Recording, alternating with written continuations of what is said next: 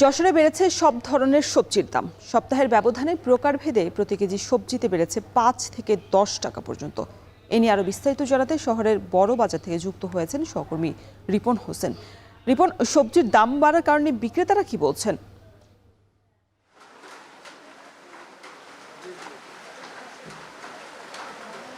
সারা দেশে যে সবজি সরবরাহ করা হয় তার প্রায় ৭০% কিন্তু যশোর থেকেই সরবরাহ করা হয়ে থাকে। এজন্য যশোরকে সবজির রাজধানী বলা হয়ে থাকে। সেই সবজির রাজধানীর যে পাইকারি বাজারগুলো রয়েছে, আমি একটি যশোরের বড় বাজারে রয়েছি। এখানে আমরা দেখছি যে সবজির সরবরাহ কিছুটা কম রয়েছে, যদিও কয়েকদিন যে বৈরী আবহাওয়া রয়েছে সেই আবহাওয়ার কারণে কিন্তু সবজির সরবরাহ সেটি অনেকটা কম রয়েছে। আমরা বাজারে দেখেছি এখানে পাইকারি বাজার, সেখানে সবজির সরবরাহ কম রয়েছে।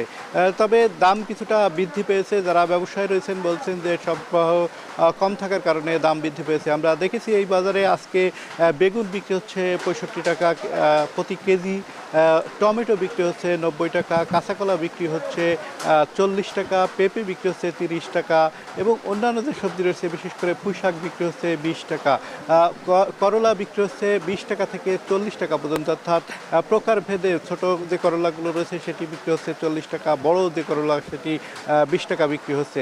গত সপ্তাহের ব্যবধানে আমরা দেখেছি যে প্রায় প্রতি কেজিতে ৫ থেকে ১০ টাকা পর্যন্ত সবজিতে বেড়েছে। যারা বিক্রেতা রয়েছেন তারা বলছেন যে এই যে বৈরী আবহাওয়ার কারণে কিন্তু সবজির দামটি বৃদ্ধি পেয়েছে। তবে যারা ভোক্তা রয়েছেন তারা যেটি বলছেন যে পাইকারি বাজার এবং খুচরা বাজারে সবজির যে দাম, সেই দামের কিন্তু একটা বড় ফারাক থাকে ২০ থেকে ৩০ টাকা। সে কারণে যারা ব্যবসায়ী আড়তদার রয়েছে, এটা যে সিন্ডিকেট রয়েছে সেই সিন্ডিকেটের কারণে দাম বৃদ্ধি করে থাকেন। তবে যারা ভোক্তা রয়েছেন তারা বলছেন যে নিয়মিত যদি বাজার মনিটরিং ব্যবস্থা জোরদার করা হতো তাহলে তো সবজির দামটা তাদের নাগালে থাকতো। তবে যারা ব্যবসায়ী রয়েছেন তারা বলছেন যে এই সবজির দাম এই বৃষ্টির সময় কিছুটা হলেও বৃদ্ধি পায়, এর পরবর্তীতে হয়তো দামটি আরও কমতে পারে। তখন শীতকালীন যে সবজিগুলো আসবে তখন দাম কমবে, এমনটি জানিয়েছেন যারা বিক্রেতা রয়েছেন তারা।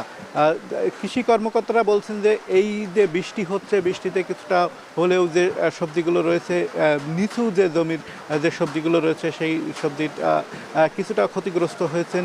তবে বৃষ্টির পরবর্তীতে যদি রোদ্দুর হয় তখন সেই কৃষকদের বিভিন্ন পরামর্শ দিচ্ছেন যাতে সবজির ভালো দাম পেতে পারেন এবং সবজি উৎপাদন বৃদ্ধি পেতে পারে। তো সব মিলে এই ছিল এখান থেকে আমার কাছে সবজির বাজারের সর্বশেষ খবর। যশোর থেকে সবজির বাজার পরিস্থিতি জানাচ্ছিলেন রিপন হোসেন।